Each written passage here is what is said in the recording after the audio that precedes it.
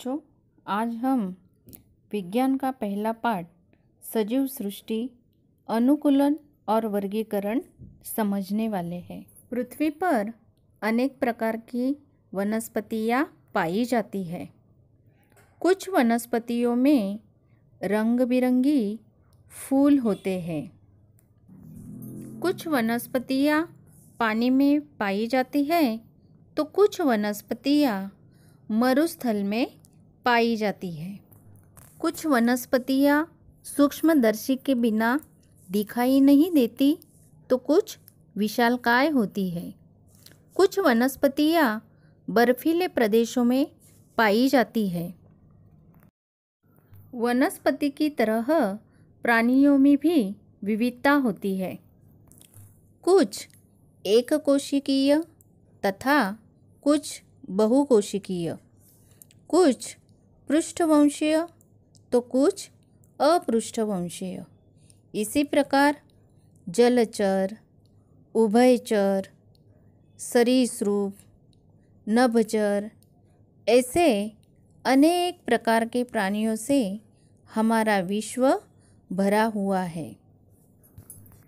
क्या कश्मीर और राजस्थान में प्राणी और वनस्पति एक ही प्रकार के होते हैं?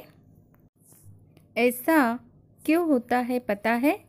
क्योंकि प्रत्येक सजीव जिस परिसर और वातावरण में रहता है उससे समन्वय स्थापित करने के लिए उसके शरीर के अंगों में तथा उनके जीवन पद्धति में समयानुसार घटित होने वाले कुछ परिवर्तन होते हैं, उन्हें ही हम अनुकूलन कहते हैं। जलीय वनस्पतियों का अनुकूलन। जलाशय के तल के मिट्टी को वह पकड़ के रखते हैं तथा तने पानी में डूबे हुए होते हैं और पत्तियां फूल पानी पर तैरते रहते हैं।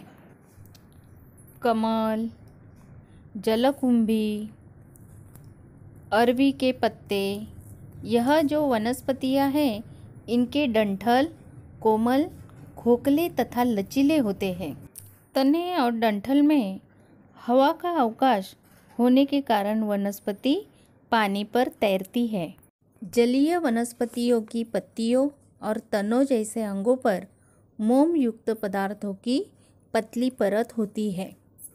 थोड़ा सोचो, अरवी कमल की पत्तियों के पृष्ठभाग से पानी क्यों फिसलता है?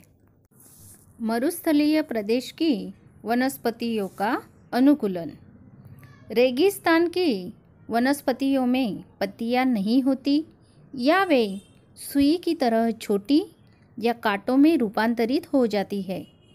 इस रचना के कारण उनके शरीर द्वारा बहुत कम पानी बाष्प के रूप में उत्सर्जित किया जाता है।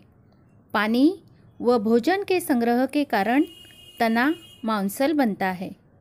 पत्तियों के अभाव के कारण तनों में प्रकाश संश्लेषण होता है, इसीलिए वे हरे होते हैं। इन वनस्पतियों के तनों पर भी मोम युक्त पदार्थों की मोटी परत होती है। इन वनस्पतियों की जड़ें जमीन में गहराई तक जाती है और जमीन में दूर तक फैलती है।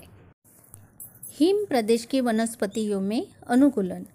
हिम प्रदेश की वनस्पतियों में प्रमुख रूप से देवदार, चीड़ यानी पाइन जैसे सूचीपर्णी वृक्षों का समावेश होता है। उनका आकार शंकु जैसे होता है। शाखाओं की रचना अवरोही होती है। शंकु के आकार के कारण इन वनस्पतियों पर बर्फ नहीं जमती।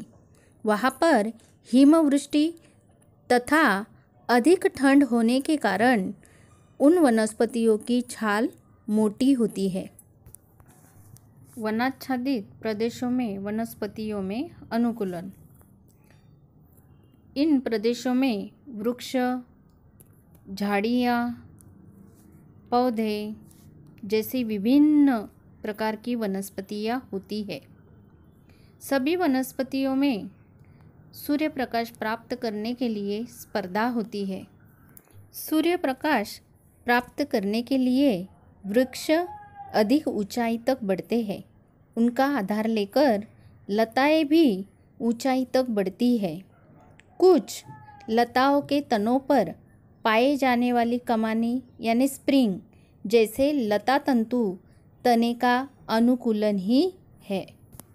घास स्थल की वनस्पतियों में अनुकूलन। घास स्थल में बड़ी मात्रा में छोटी ऊंचाई वाली झाड़ियाँ और घास के विविध प्रकार होते हैं। घास की रेशेदार जड़ों द्वारा जमीन का क्षरण रोका जाता है। विषुववृत्तीय प्रदेशों में अधिक ऊंचाई वाली घास होती है।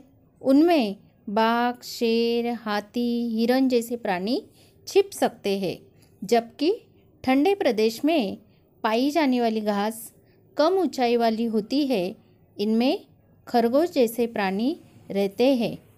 पहाड़ी ढलान, पठार व मैदानी प्रदेश में बड़ी मात्रा में चरागाह पाए जाते हैं। भोजन ग्रहण के लिए वनस्पतियों में होने वाला अनुकूलन।